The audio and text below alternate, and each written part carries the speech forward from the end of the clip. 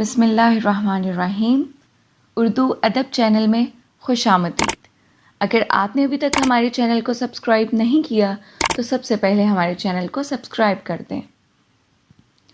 ہجرت کے بعد آپ صلی اللہ علیہ وآلہ وسلم پیغام حق مختلف ممالک کی طرف بھیجتے رہے۔ آپ صلی اللہ علیہ وآلہ وسلم کی سیرت، آپ صلی اللہ علیہ وآلہ وسلم کا اخلاق، آپ کا طرز عمل دیکھ کر دن بدن لوگ اسلام قبول کر رہے تھے اور یہ تسلیم کر رہے تھے کہ اس زمین پر محمد مصطفیٰ صلی اللہ علیہ وآلہ وسلم سے بہتر کوئی بھی نہیں۔ اگر یہ کہہ رہا ہے کہ اللہ کے سوا کوئی خدا نہیں جو عبادت کے لائق ہو تو یقیناً یہ سچ ہے۔ اگر یہ کہہ رہا ہے کہ میں اللہ کا رسول ہوں تو یقیناً یہ سچ ہے۔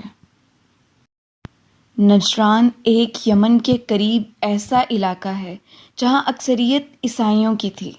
جب پیغام حق نجران تک پہنچا کہ محمد بن عبداللہ یہ دعویٰ کرتا ہے کہ وہ اللہ کا رسول ہے اور اللہ کا دین لے کر زمین پر آیا ہے اور اللہ کے دین کی تبلیغ کر رہا ہے، تو انہوں نے اس بات کو تسلیم کرنے سے انکار کر دیا اور پورے نجران کے سامنے یہ اعلان رکھا کہ ہم جا کے پہلے تصدیق کریں گے کہ واقعی یہ اللہ کا رسول ہے بھی یا نہیں۔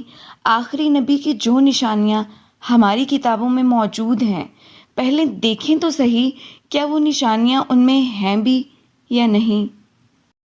تو بس ان نشانیوں کو دیکھنے کے لیے وہاں کے جو معتبر عالم تھے وہ سب مدینہ کی طرف رواں ہوئے تاکہ پہچان سکیں کیا واقعی یہ اللہ کا رسول ہے بھی یا نہیں۔ ان کی کتابوں میں جو آخری رسول کی نشانیاں تھیں ان میں پہلی شرط یہ تھی کہ نبی آخر الزماں سادگی پسند ہوگا۔ مہنگے اور اچھے لباس پہننا، مہنگے جوتے پہننا انہیں بالکل پسند نہیں ہوگا۔ دوسری شرط یہ تھی کہ آخری پیغمبر مہمان نواز ہوگا، کوئی بھی اس کے پاس جائے گا تو وہ اس کو اپنے پاس بٹھائے گا۔ تیسری شرط یہ تھی کہ ان کا کوئی محل نہیں ہوگا۔ چوتھی شرط یہ تھی کہ ان کے گھر والے بھی ان کی طرح سادگی پسند ہوں گے اور سادگی اختیار کریں گے، یہاں تک کہ ان کے پاس بھی پہننے کے لیے اچھے کپڑے تک نہیں ہوں گے۔ بس اہل نجران مدینہ پہنچ کر یہ پوچھنے لگے کہ کہاں ہے تمہارا بادشاہ محمد، کہاں ہے اس کا محل؟ تو لوگ حیرانگی سے کہنے لگے، محمد اور ان کا محل؟ وہ تو بہت ہی سادہ سے گھر میں رہتے ہیں اور کوئی بادشاہ نہیں، وہ تو اللہ کے رسول ہیں، مٹی پہ سوتے ہیں اور سادگی پسند کرتے ہیں۔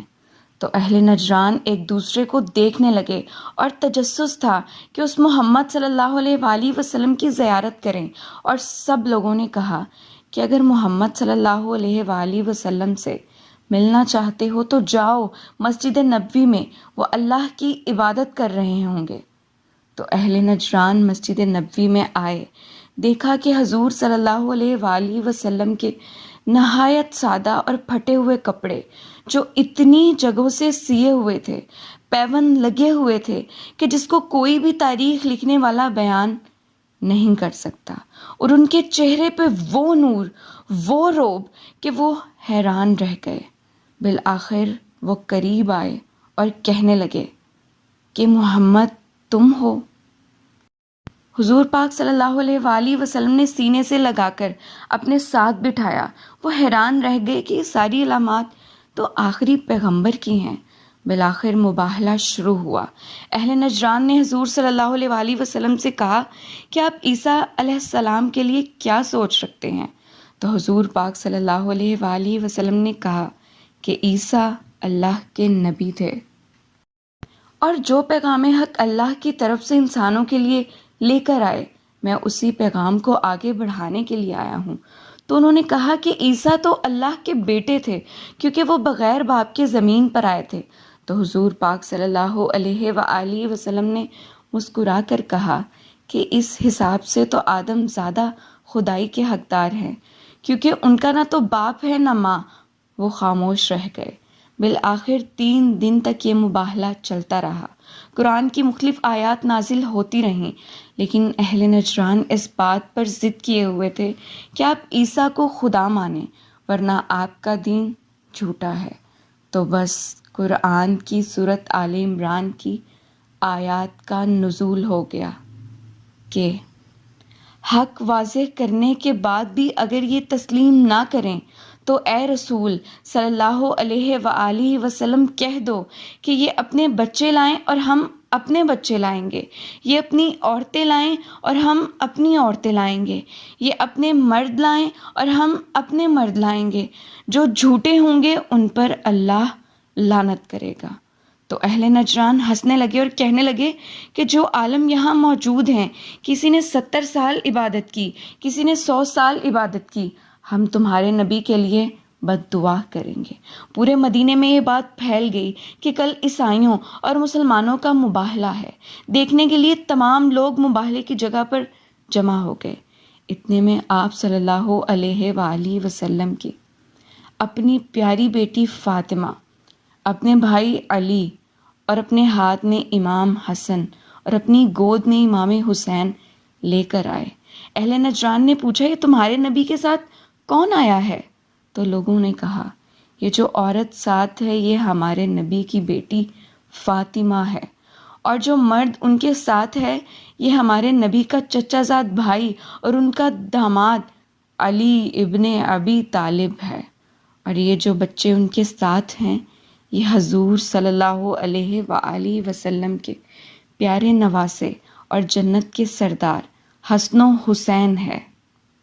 جب اہل نجران نے پنجتن پاک کے سادہ تر لباس اور نورانی چہروں کو دیکھا تو ایک دوسرے سے کہنے لگے کہ ان لوگوں کے چہرے کا نور اور ان کے اتنے سادہ اور اتنی جگہوں سے سیے ہوئے لباس، ان کے وجود میں اللہ نے اتنا رعب رکھا، اتنی صداقت رکھی، اتنا ایمان رکھا کہ اگر آج یہ مل کر دعا کر لیں تو یہ پہاڑ بھی ریزہ ریزہ ہو کر ہم پر گر جائیں تو یقیناً گر جائیں گے۔ ان کے چہروں سے یہ معلوم ہوتا ہے کہ اللہ کے محبوب سے محبوب تر بندے ہیں، اور کہنے لگے ان کو روکو کہ یہ ہم پہ لعنت نہ کریں اور ہمارے لیے بد دعا نہ کریں، اور دوڑنے لگے اور کہتے گئے یا محمد ہمارے لیے بد دعا نہ کرنا، یا محمد ہم تسلیم کرتے ہیں تم اللہ کے رسول ہو، یا محمد ہم مانتے ہیں کہ تم حق کا دین لائے ہو اور کسی کو نہیں روکیں گے کہ کوئی بھی دین اسلام قبول نہ کرے۔ اور اللہ اکبر کی صداؤں سے میدان گونج اٹھا۔ یہ واقعہ 24 ذی الحج 10 ہجری کو پیش آیا۔ آج بھی اس دن کو مباہلے کے دن سے یاد کیا جاتا ہے۔ سلام ہو رسول صلی اللہ علیہ وآلہ وسلم پر اور ان کی آل پر، سلام ہو پنجتن پاک پر، سلام ہو محمد مصطفیٰ صلی اللہ علیہ وآلہ وسلم کے پاک گھرانے پر۔ اللہ ہمیں ایمان پر قائم رہنے کی توفیق عطا فرمائے، آمین۔